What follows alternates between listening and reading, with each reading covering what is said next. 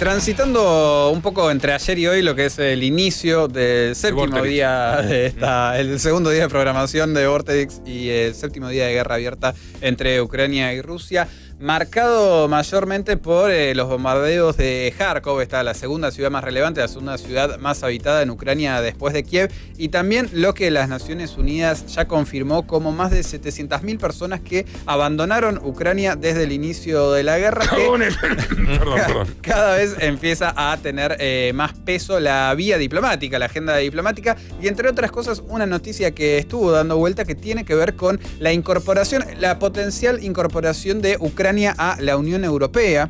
En las últimas horas, el presidente ucraniano Volodymyr Zelensky firmó oficialmente una solicitud para la membresía del país al bloque. Siento junto a Volodymyr Zelensky, yo ya no puedo, ¿no? Volodymyr Zelensky, lo venimos practicando estos días. Sí, como a Volodymyr hace una Zelensky. semana, sí.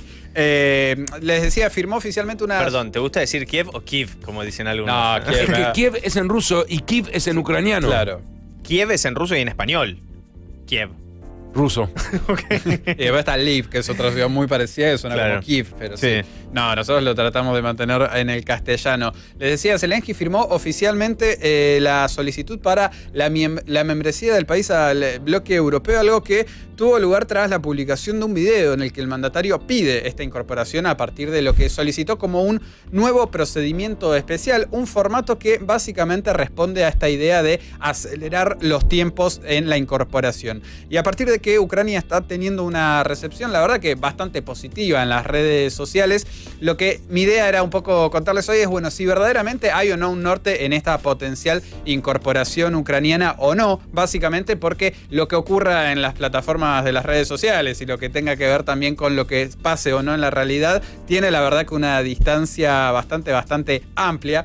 A partir de esto, desde lo formal, es el artículo 49 del Tratado de la Unión Europea el que regula la incorporación de los estados y que básicamente pide dos cosas: ser un país europeo y respetar los valores de todos los países que integran la Unión Europea. Estos valores son... O sea, es un país europeo. Es un país europeo, es el segundo punto, a partir del cual empezaría a tener algunas complejidades, lo que es la dignidad humana, la libertad, la democracia, el Estado de Derecho, la independencia del Poder Judicial, son algunos de todos los elementos que se exigen. Y la categoría previa a un país miembro es justamente la de país candidato, que no es vinculante, no prejuzga, porque vos seas candidato a ingresar a la Unión Europea no significa que lo vayas a terminar haciendo, pero sí te da una instancia de negociación y de diálogo directo con el bloque europeo, y durante todo ese proceso el país candidato demuestra o no si cumple los criterios de adhesión y, por sobre todas las cosas, si es capaz de cumplir lo que son los derechos y obligaciones derivados, como todas las transformaciones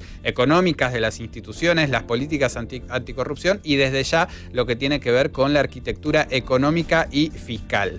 La presidenta de la Comisión Europea, Ursula von der Leyen, quien recién estábamos viendo en imágenes, planteó esta idea de que Ucrania era uno de los suyos, o sea, uno de los de ellos, que la querían dentro de la Unión Europea, pero la realidad es que, al menos desde lo que son los antecedentes de este espacio de integración, que lo podemos rastrear allá al año 51 con la Comunidad Europea del Carbón y del Acero, lo podemos traer a los 90 como algo más cercano a lo que es la formalidad de la Unión Europea, es que ingresar a este espacio lleva muchos años, que muchas veces son décadas, y la coyuntura obviamente no es la más adecuada, porque un país solo puede presentar una solicitud de ingreso una vez que cumpla con ciertos requisitos que, entre otras cosas, incluyen tener una democracia estable. Y cuando vos venís de la revuelta del 2014, todavía con un sistema político en reconfiguración, y tenés a Ucrania, a Rusia invadiéndote, bueno, la verdad es que no son las mejores perspectivas de poder concretar esto. De momento, en la actualidad, hay 5 países que se encuentran en el proceso de integración de la legislación de la Unión Europea a sus propias legislaciones nacionales. Son Albania, Montenegro, Macedonia del Norte, Serbia y Turquía, en tanto que Kosovo y Bosnia-Herzegovina están calificados como candidatos potenciales. Pero cualquiera de estos 7 países que les acabo de mencionar lleva más de 10 años intentando ingresar a la Unión Europea, y la realidad es que Ucrania ni siquiera es un candidato oficial para la membresía. Y Y de vuelta, entrar a la Unión Europea significa una inmensidad de burocracia que en estos momentos, lógicamente, el país no está en condiciones de poder tramitar. Ya es difícil salir, preguntarle Ya a Reino Unido.